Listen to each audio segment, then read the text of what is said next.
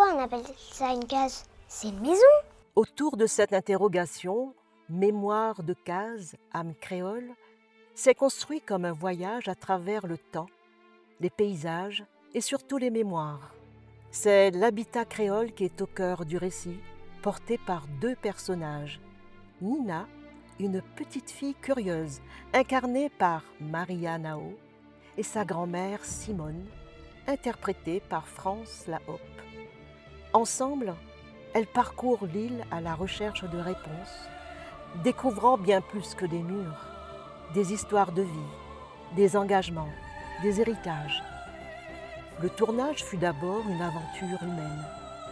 Grâce à l'implication généreuse de Christian Meunier à la réalisation, de Magali Mingard à la coordination et de Magali Salombron à l'assistance de réalisation, nous avons pu aller à la rencontre de lieux chargés d'histoire et des personnes qui leur donnent vie. Parmi les 5 sites principaux, la maison Tommy du domaine de la Girodée à Sainte-Marie a ouvert le bal. Construite en 1961, elle symbolise l'habitat populaire des années 60 à 80, simple, fonctionnel, mais solidement ancré dans l'histoire du territoire. Nous y avons rencontré Christian Boyer de la Girodée, actuel propriétaire, Yves-Michel Bernard, président de la Maison de l'Architecture, et nous avons aussi bénéficié d'une ancienne interview de l'architecte Fabien Vienne, témoin privilégié de cette époque. Leurs récits ont permis de comprendre comment une architecture peut répondre aux besoins sociaux tout en marquant l'imaginaire collectif. À Belmen, dans les Hauts-de-Saint-Paul, c'est l'esprit du premier peuplement qui a été recréé. Le village créole animé par l'association sportive, culturelle et loisirs de Belmen a ouvert ses bras à l'équipe. Grâce aux acteurs de la compagnie Véli, Isabelle, René, Yolande, Patrice, Evelyne, et à un figurant local, Ronéus, les paillotes ont repris vie. Les scènes en costume, le feu de bois, le repas partagé, la musique maloya. Tout ici respirait l'authenticité et la chaleur humaine. C'est un lieu qui montre combien l'habitat est aussi une manière de vivre ensemble. Le vieux domaine à la ravine des Cabris a offert une plongée dans la société réunionnaise des 19e et 20e siècles. Grâce à l'engagement de Daniel Payette et de l'association Jardin Bourbon et Tradition, plusieurs villages ont été reconstitués.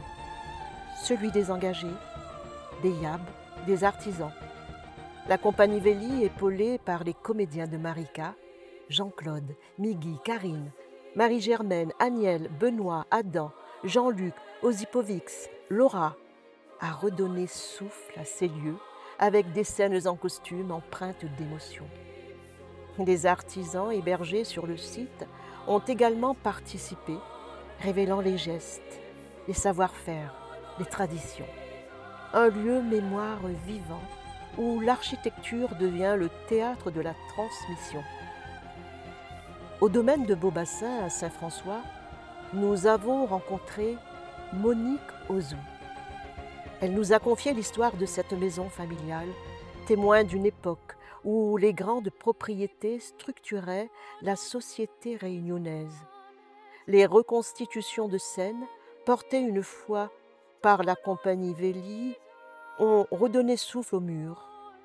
Beaubassin n'est pas seulement un patrimoine bâti, c'est une maison de famille ouverte sur l'avenir, un lieu désormais partagé avec le public dans une volonté d'éducation et de mémoire. Enfin, le domaine de Bel-Air à Sainte-Suzanne a permis de découvrir une facette industrielle du patrimoine réunionnais.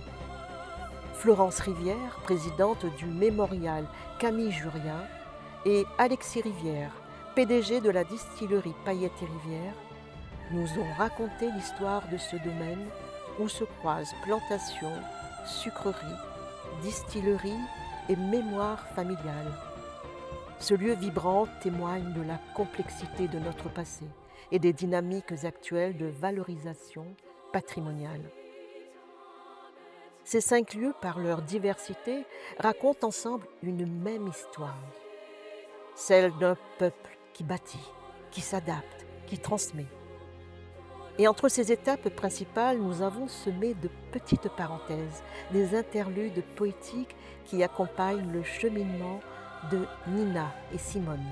Dans la maisontomie de Marie-Lou Mingard, c'est une amie de Simone qui les accueille. À la bibliothèque départementale, le directeur Pierre-Henri Ao guide les personnages parmi les archives et les images. Là, le passé devient visible, palpable. Au musée Léon Dierks, c'est le directeur Jackie Courtois qui ouvre les portes d'un imaginaire sensible. À travers les œuvres exposées, Nina et Simone découvrent des symboles, des lieux, des pistes qu'elles vont explorer ensuite sur le terrain. Le film est ainsi devenu un tressage, celui de l'architecture et de la mémoire, du réel et de la fiction, du passé et de l'avenir. Mémoire de case, âme créole, c'est une déclaration d'amour à la Réunion, à ses cases, ses maisons, ses familles, à son peuple qui bâtit, se souvient et regarde vers demain.